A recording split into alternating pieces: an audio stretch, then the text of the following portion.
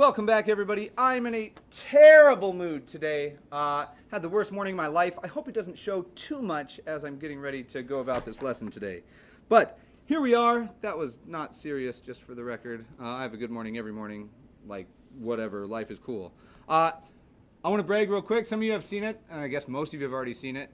JV, do you remember the silly thing that I did, like the game that I played with my kid with my hands? I talked about it last year, I'm sure. Do you remember me ever talking about my hands talk to my kid? Okay, so I got a tattoo yesterday. And I got these awesome tattoos right here. So then now I don't have to draw on a new face every time. I'm super excited about it. I can't look at them without making them smile. I'm sorry? You got them over the weekend? Yeah, I got them yesterday. Where? Somebody in town. Wait, who? Is there a shop? No, there's not a shop. No. Nope. Oh, pretty cool, huh? I don't know why, they're Kiwis. Which, if somebody's a Kiwi, where are they from? Oh, yeah, bro. Yeah, so they talk like Kiwis. I don't know why. New Zealand accent, pretty much Australian, but with some changes in the vowels. We eat a bag of chips, right? In New Zealand, the I for chips is chops. I don't eat chops, bro. Bro is oo, so brew is like bro. And then pretty common phrase, probably not anymore, but 20 years ago when I stumbled across like this random New Zealand cartoon that was on YouTube, it was called Beach Days.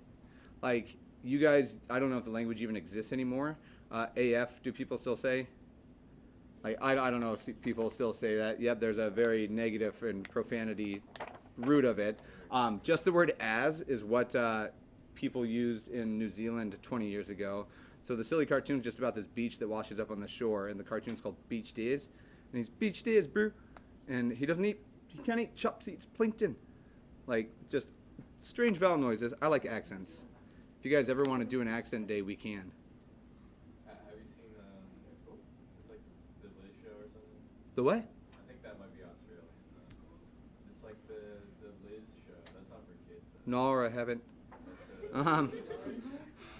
I don't know what show's that from, but that's also... It's like a YouTube, like Microsoft Paint show. Huh. Yeah. Very similar. Okay, we have symmetry. Now, we're going to kick in with this. We're going to do an example of identifying this to hopefully help us to graph this. Now, remember, we changed the language as we were going through here. When we look at this, what we're seeing is if we change something about it, does it yield an equivalent expression? Now, equivalent expressions, it's just some manipulation from the original as long as the same thing happens on both sides. So if I say y equals x, is that the same thing as negative y equals negative x? Are those equivalent expressions? And I know it can be hard to talk about it, so I'll draw these here. You don't need to write it yet. But if I have this equation, is that equivalent, and that's the 3 lines, to negative y equals negative x? Can you algebraically move between those two equations?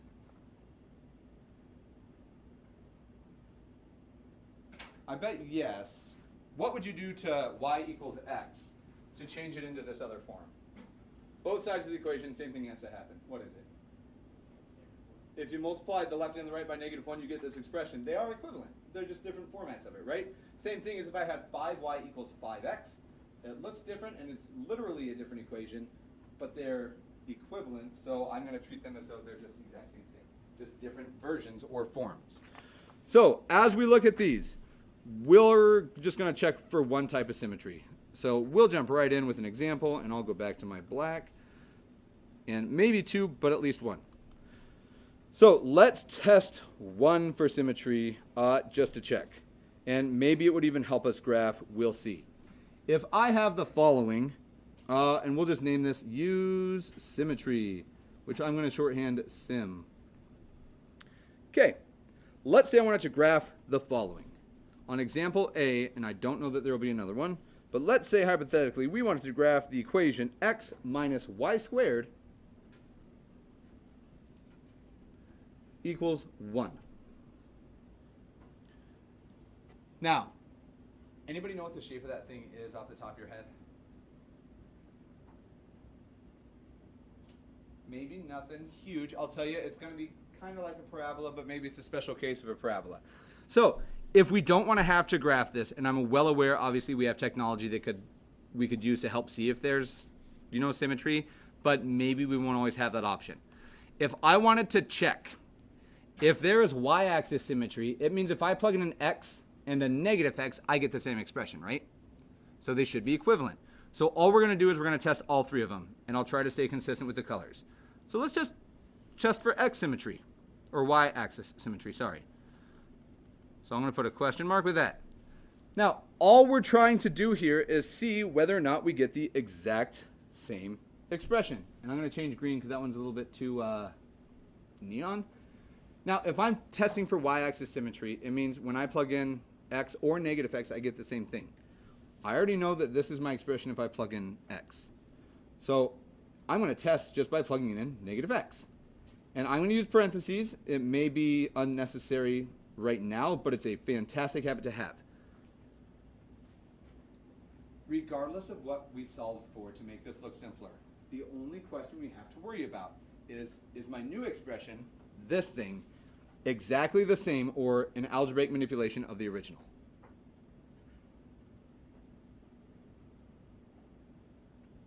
Anybody feel like it's hard to tell just by doing that? I assume that the lack of talking might be. Now, I won't always do this. Could you solve this for x or for y, either one? Okay, so if I wanted to, and it's entirely up to you if you want to include this, so it looks a little bit easier, do you agree that this is just y squared plus 1? X equals y squared plus 1. Okay, so if I wanted to rearrange this equation, right now it's not quite there. Since we solved it for x here, completely random. I could have solved it for y or for 1 or for x. I only chose x because it was the easiest, fastest operation. If I tried to do that here, let's just see what would happen. Can I take these parentheses away at this point? Is there anything happening within these parentheses other than it's telling me it's a negative? Nope, so they're there just for good practice. Do you guys agree if I rearrange it the same way we did originally, I get negative x equals 1 plus y squared? Now I'm just checking to see if I can get them to look the same. And again, completely by whichever one I saw was easier to think about. This one was solved for x. This one solved for negative x. Can we make this an x somehow? What would you do to make this negative x become a 1x positive? Sure, divide by negative 1 or multiply by negative 1, or you may even be thinking add it to the other side. There's a lot of different ways. I'm going to think of it as multiplying by negative 1. So I'm only doing this so I can compare it against this original form. So let's check. I'm going to multiply this side by negative 1, and I'm going to multiply this side by negative 1. On the left side of this equation, I simply have an x, which is a good sign because that's what I saw the other equation could be written as above, the original. Now, does this negative 1 do anything special with this whole side? And more specifically, what does it change it to? How do I multiply 1 plus y squared in negative 1? Good. I'm going to distribute it to get negative 1 minus y squared. And I'll even draw these distributions here. So I get negative 1 minus y squared. Now, when I look, these are both solved for x, right?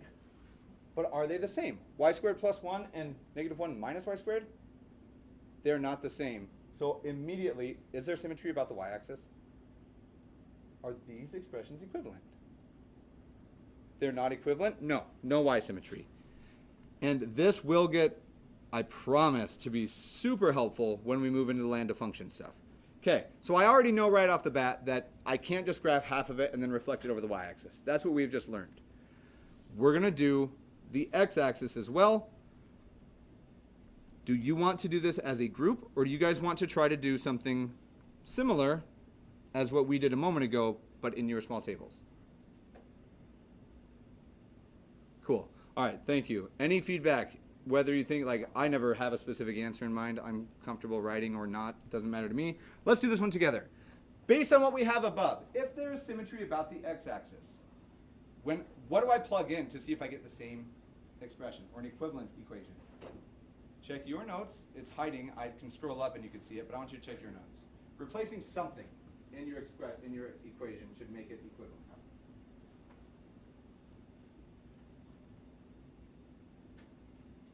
I think you found it, Angel, right? What is it? What do I replace with what to check for if there's x-axis symmetry? I take anywhere there's a y and I replace it with a what? A negative y. So let's just see if I get the same expression. Now, I can start here or in this equivalent expression, but since we're just solving for x, I'm just going to plug into this one that we've rewritten. Again, totally arbitrary. I could have done it for the 1 or the y. It doesn't matter. So anywhere that there's a y in this, I'm going to replace it with a what? Good. Do the parentheses matter? If I don't have parentheses, what happens first? The multiply by the negative 1 or the square? Without parentheses. Parentheses, exponents, multiplication. The square would happen first, and it would give me a negative as an answer.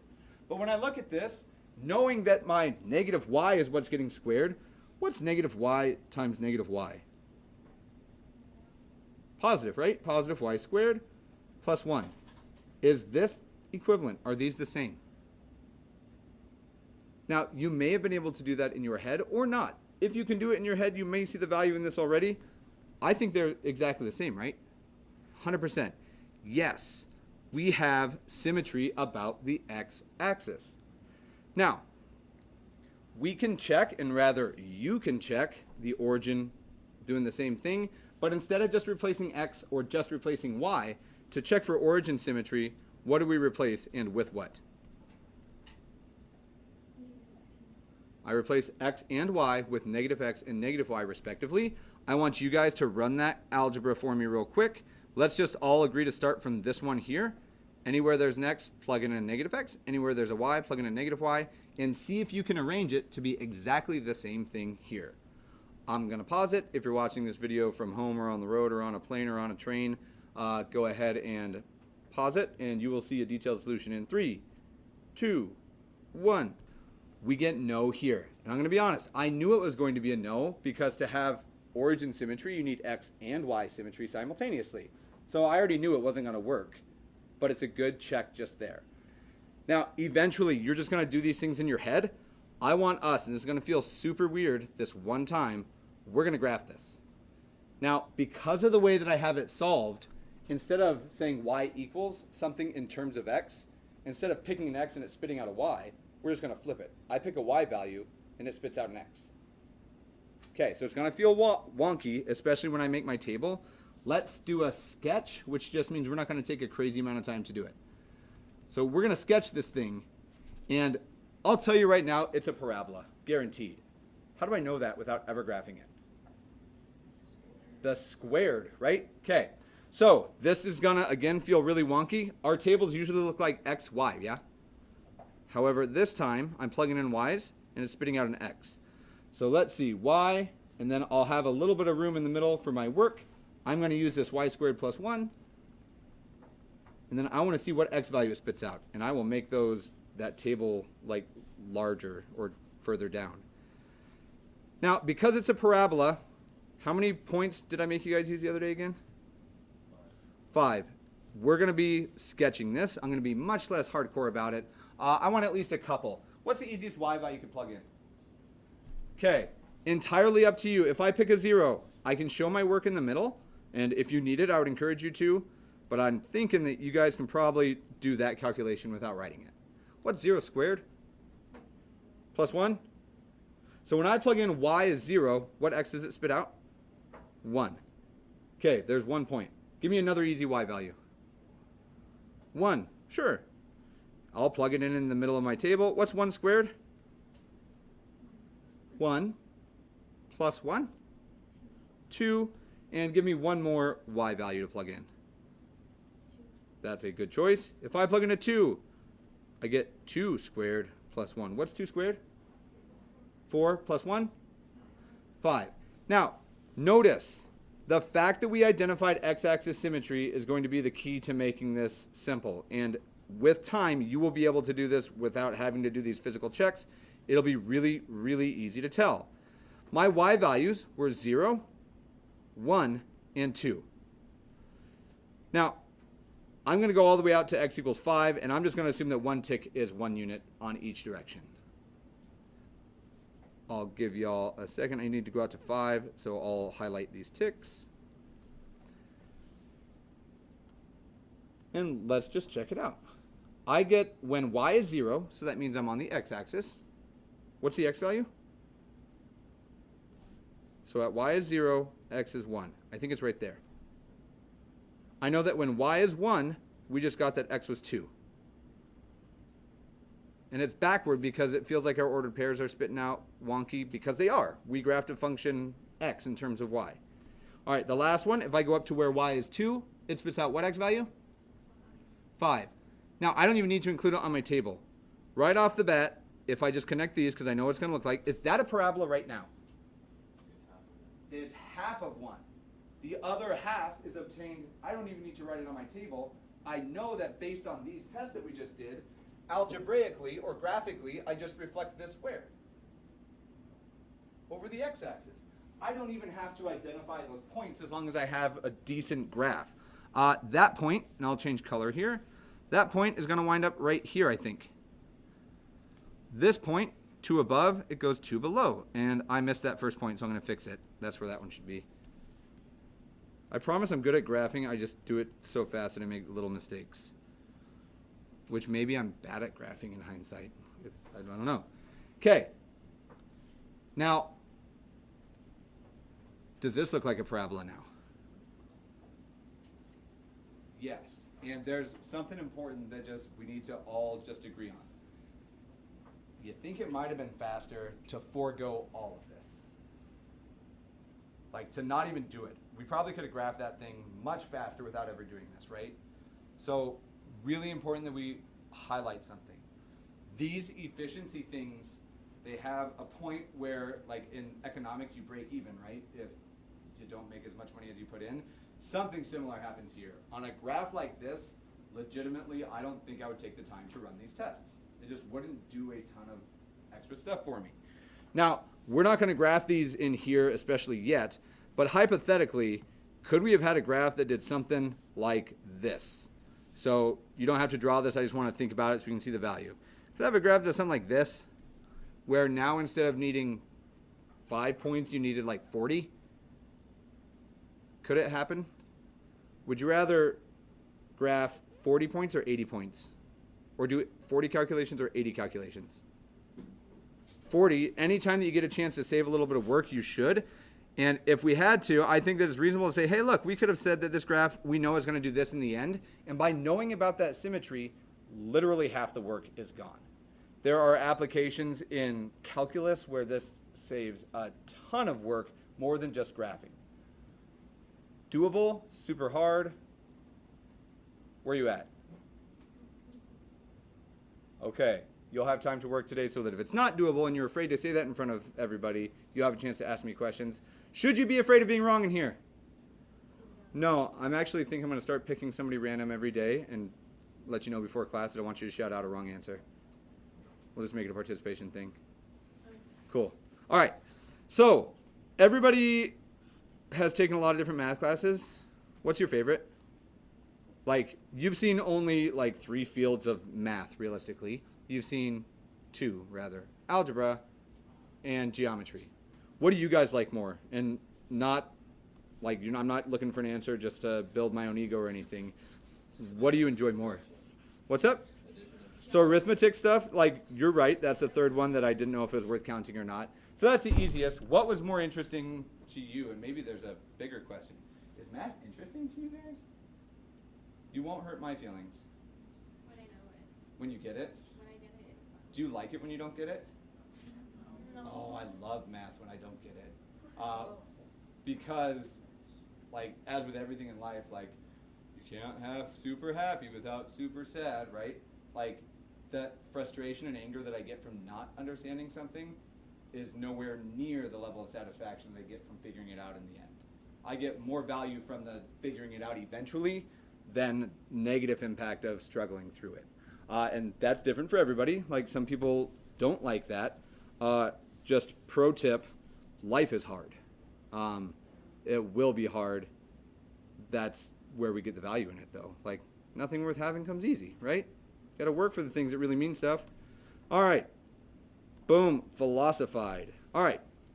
We could graph some circles. And I was asking that question because you guys did a lot of circle stuff last year or 2 years ago with chords and arcs and areas and circumference and all of that stuff. But that's like all the geometry view of circles. What's much more fun is the algebraic view of circles. So because we're talking about equations in here, it makes sense. And I'm going to make this a vocab, actually. And I'm going to challenge you guys to dig deep into your collective memory. We're going to define the word circles. Who knows what a circle is? Right? You do, I think. Okay? Explain it to me. I want you to tell me what a circle is. You can't draw it. You can't trace it with your hands and say it's this. What is a circle? 360 what? What's a degree? So you can think about a circle as being made of a full revolution or 360 degrees. I agree with you. So one of its ingredients is that many degrees. But what is it? There's only two parts of a circle. There's a circumference around the outside, and then in geometry you regularly use one more thing in it. So eventually, you're on the right track. The radius is the connection between any point on the exterior or the circumference to the what? The center of that circle. Now, for thousands of years we've been able to draw circles, but we haven't had like real compasses for thousands of years. Back in the day, if you wanted to draw a circle, how did you do it? Like an actual perfect circle, instead of just going, okay, it's rough, and then doing it and drawing it. You can get pretty close. Some people can get really close by doing this with your arm. If you've never seen that video, I'll pull it up during homework time. But how would you actually draw it? You only need a center and a radius. So you're thinking of an early compass is what I think, because I saw what your hands did. If I had a nail and a piece of string and a pencil, could I draw a perfect circle? You pound the nail in, and then you just tie it on, and then you just drag it so it stays the same distance from the center forever, right?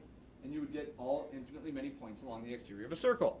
By definition, we are going to say that a circle, super easy to define. And we get a new math word, which you've seen but maybe not remembered. The locus.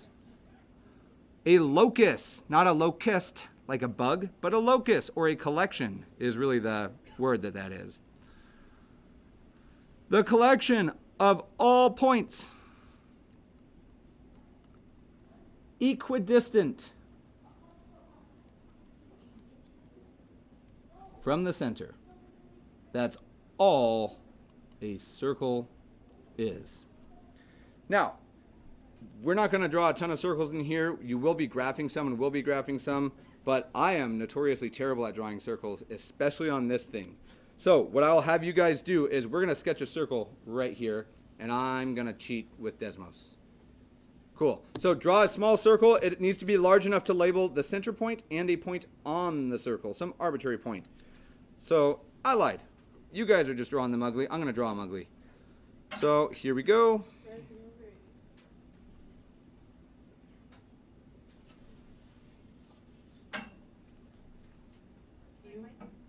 It's beautiful and perfect and circular.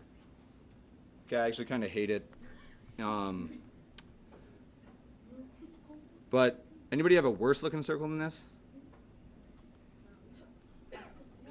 Hey, you can draw good ones. You can cheat too. Is there a way to shorthand straight lines on your page? Yeah. Baller.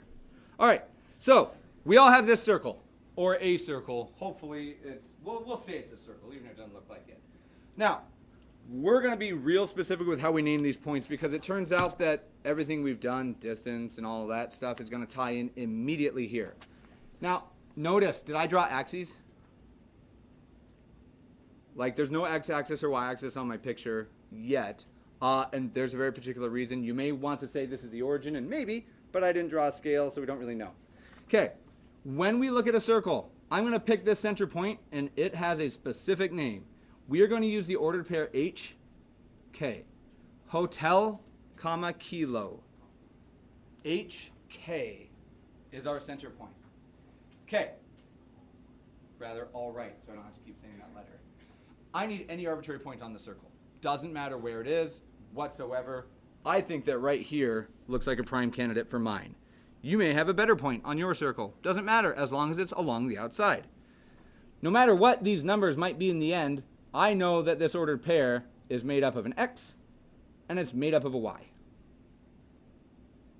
We all agree on that basic premise. Cool. All right. I'm going to draw one really special segment on this circle then. I'm going to join the center point HK, and I'm going to connect it to that point on my circle, XY, and I'm going to call this, what is this called? the radius. I'm not going to write radius, though. I'm going to write r. Okay. You guys did the unit circle last year in Algebra 2, is that true? Yeah. Okay, I didn't teach it to you unless you came and asked me for help with it. Do you guys have you ever heard the phrase bow ties and butterflies? Do you remember me talking to you about that, JV? Because I think that we talked about it at some point. Do you remember what it means? So, okay, we probably talked about counting. So, you guys should draw this really faint. I'm going to try to draw it really faint, but I'll do it in red still. Okay, could I conceivably draw this into be that special triangle right there? Could I draw it so that that is the center? Or, if you don't want to have to think about it, and you don't really need this, could I draw a right triangle that has that radius r as my hypotenuse, is the big question. Now, when I say bow ties and butterflies, it's because on the unit circle, and I'll do this in black so that you know it's just me, like giving a little background. Bow ties and butterflies on the unit circle, if this is the center point, it means I know how all my triangles should always look. If I look at this, here's my triangles, and it's either bow ties or it's butterflies, depending on what picture is more fun for you. I can see it's a bow tie. With those are the ties. Or you put on these antennae, and it's now a beautiful butterfly. That's my bow ties and butterflies because it helps me remember how to draw the triangles on the unit circle. Now, we're not doing unit circle stuff yet, so bummer or you're welcome. But the right triangle here allows us to start thinking about a very specific idea. We used right triangles in the Pythagorean theorem to work out a new formula the other day. Do you remember the other formula? If I wanted to just say how far it is from this point to this point, which formula would you use? Holy distance formula. Let's work that out real quick. I know that the distance formula, or Pythagorean theorem, if I want this distance, I'm going to call it r instead of d right now. R would be exactly equal to, and then let's just run through the distance formula and see what spits out of this. R equals, well, the first thing I'm going to put is some big ugly math symbol. What's the distance formula? Square root, love it. Anybody know the name of this symbol? Like, we call it square root right now. It's actually just a radical is what it's called. Okay, and let's work this out. Let's do the distance in the x's first. I always do consistently. What's the difference between the x values of the point on the circle and the center?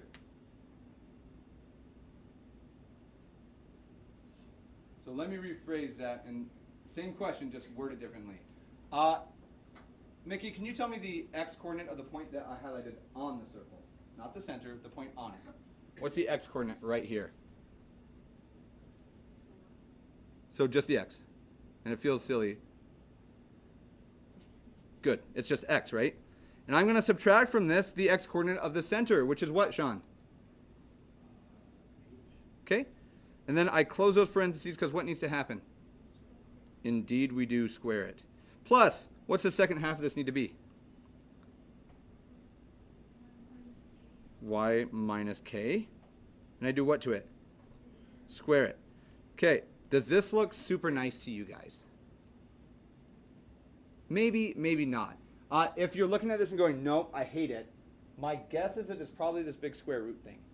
So you're not alone in that. People would avoid this if possible. Could I undo a square root somehow? How? I'll square the right side of this and I'll square the left side of it. By squaring both sides, do you agree that I could get this expression? R squared is equal to x minus h squared plus y minus k squared, with no more radical symbols. This right here, and I'm going to underline it with this kind of brackety thing, this right here has a special name. And to save us a little bit of writing, we're going to say that this right here is the standard equation or standard form of a circle. And we're going to add a little bit more to it. It's going to look not quite as like well thought out because I'm trying to save a little bit of time. Standard form of a circle. And we just need to be able to say two things. With, and I'll let you guys catch up.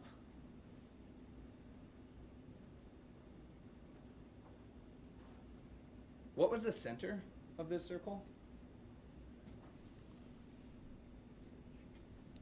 Good.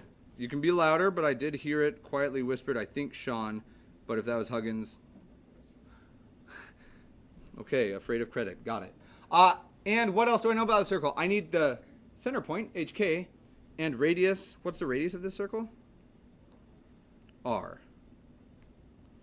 Now, from this form, we can always graph these things so easily. I'm going to make one little comment. What is the nicest, if we're moving all the way to like the real algebra world, and we're going to put it on a coordinate plane or a Cartesian plane, and you got to pick the nicest place for the center of that circle, where would you choose? 0, 0. If HK is the origin, or if center is origin,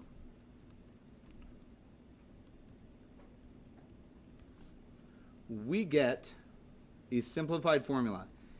Do I really need to write x minus 0 and y minus 0 if it were 0, 0? Would that be necessary anymore? My equation would just be r squared equals x squared plus y squared. And we now have the simplest circle that we could ever graph for any radius r. So we're going to do one of these together, and it looks like we'll have probably 15 minutes or so for homework. How excited are you to graph circles finally? Yes, I can feel it. It's electric. These lessons slap, right? Cool. Was it you guys that we talked with about brain rot the other day? Okay, you got any new words for me yet? Oh. All right. I don't know if that's real or not. I never be able to tell. Here we go. We're going to do two things. I want us to find equation. I don't know why I look at that board. It's easier if I'm here. Find equation and graph. It's a twofer. Find equation and graph on problem alpha. So let's check it out. I don't need to touch my calculator, I don't think. What's your favorite center that's not the origin? Charles, throw me any point that's not 0, 0. Okay. Center 1, 0. And let's see, who haven't I called on today? Have I called on all of you today? Sure. Huggins, give me a point in quadrant 4. Or 3. Something where negatives are involved. -3, 5. On circle. Now, on the circle is my short way of saying on the circumference somewhere rather than just being inside. So we have a center and we have a point on the circle. Okie dokie. Well, what? I don't even know how to start. Do we know what the center is? Like, that was pretty handy that we were given that. I know that HK, and I'm going to change color here. HK is going to show up in my equation. H comma K is equal to what? 1, 0. Now, that's half the battle.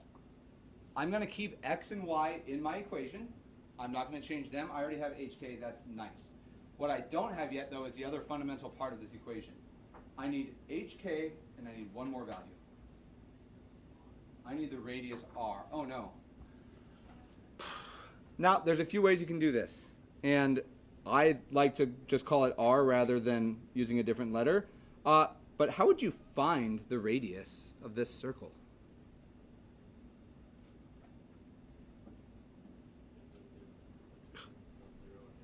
Yeah, let's just check the distance formula. Now, I'm going to run through here, and let's just check it out. I like to be inconsistent if it makes stuff easier. When I look at the x's, and when you look at the x's, I know I'm going to square them, so the order doesn't matter.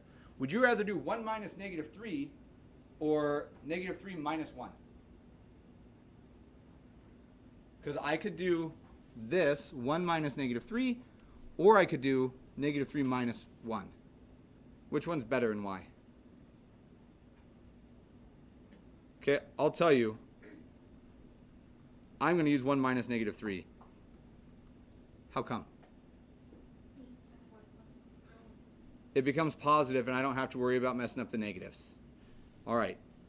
Now, here's where this is possibly annoying, but because we're squaring it, it doesn't matter. I could do 0 minus 5 or 5 minus 0. Which one's better and why? 5 minus 0. Now, does it really matter? No, but we're avoiding mistakes as long as we're doing x minus x and y minus y. Okay, we'll take another line of work here.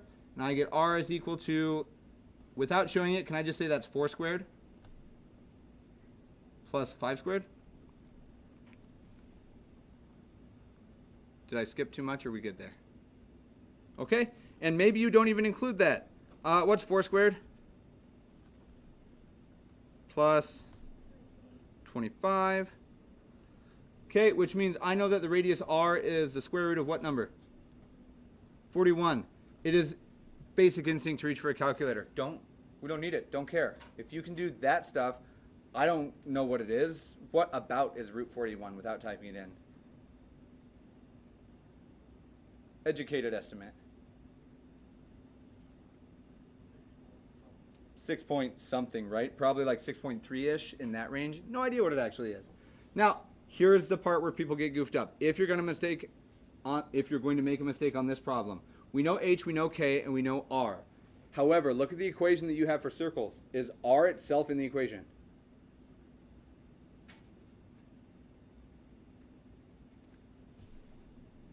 Is just r, standalone r in this equation? Not quite. Kind of. But you said no. Why, JV? Oh my, r squared. If this is r, I'm not going to calculate it because can you tell me r squared? Do I know h and k and r squared? Oh man, piece of cake. Check it out. I now know then that r squared, and I'll say therefore because we don't have to do anything fancy. R squared is 41 is exactly equal to x minus, what was h? So x minus 1 squared plus, and I'm going to do a little thought here. I don't want to write y minus 0 because I think it's ugly. Instead of y minus 0, can I just write y squared? And some people don't love it. You can just write it if you want to, but you can keep this. I will never count you wrong, but you're doing more than you need to. Y minus 0 is just y. We could just keep it here. We now have this circle. Now, we're going to sketch. And I should have said find equation and sketch because I'm not going to take the time to make like a perfect grid out of this. Is this going to be hard to graph?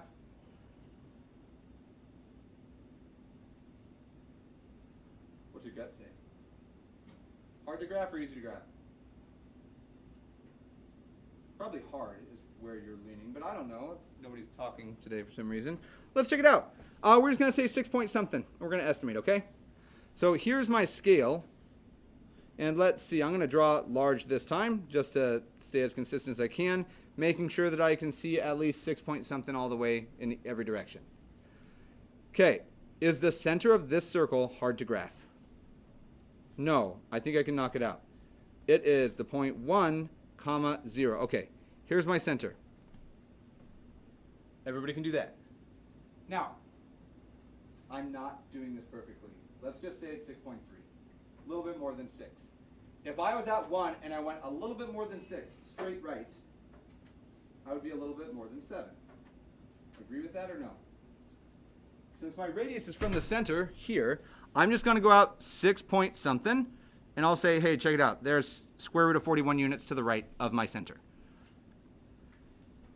From here, can I go 6 or root 41 units straight up? Maybe to there. So I've gone straight right, there's a radius. Straight up, there's a radius. Can I go straight left to get a radius? If this is my center, how far to the left do I need to go? What's my r value, my radius? 6 point something, right? Like, check it out. I'm going to go 6 point something units over. And that's not quite far enough. I need to go a little bit further. That's my bad. Can I go 6 point something units down? Reasonably. I'm going to graph a circle. Resist the urge to make it a square. I know what it's going to look like, and we're just sketching. Before we do so, anybody have major issues with any part of what I've just done, how I got those 4 points? How did I get those 4 points? One person volunteer it. How did I start here and get these 4 points on the outside? Say it again. I just went the radius, right? Why didn't I do it up here? Is it really easy to count diagonally? No, not super. Diagonal is ugly, but right, left, and up and down are easy. Once you get these 4 points, as long as you remember that this is going to be a circle and not a square. I might have messed up that point over there, huh? I must have. Must be there. But again, sketching. Is that at least believably a circle? Just we can't draw perfect circles? Awesome. Now, variations of this problem. Could I give you the endpoints of a diameter instead? If I said this point and this point are on a diameter, how would you find the center? Which is what?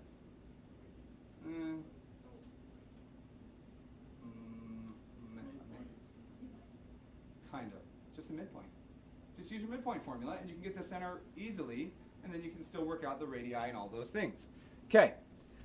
I want to give you time to work on this in class so that if there's questions immediately, I don't know that you get to circle stuff, but I'm going to give you a little bit of time in class. That is not the right class. We're going to cancel that.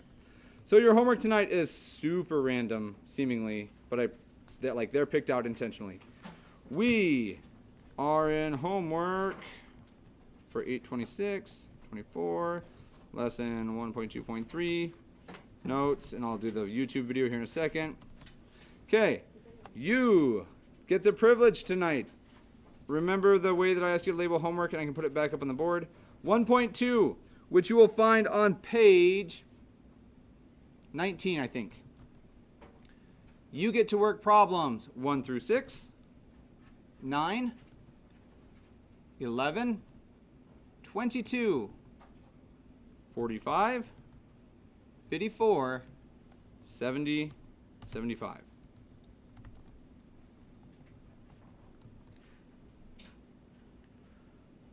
So again, top left corner, your name, second hour pre-calc, followed by that, and exactly that, so that worst case scenario, if you hand it in late, I don't have to dig through all, I don't have that much to dig through at this point, but cool. 1 through 6, they're all vocab. You do not need to write the full sentence, just write the word that's the answer. 9, 11, 22, 45, 54, 70, and 75. Okay, about 10 minutes, 8 minutes, 9 minutes, somewhere in that range right now. And then how much outside of class did we decide? 40 in here, I think. So, I think you'll be able to get it. Yes, sir? I just have a question. Yeah. Is it a big question that maybe everybody would benefit from? Probably not. Let me pause it, and then I may resume it and explain further. But yeah.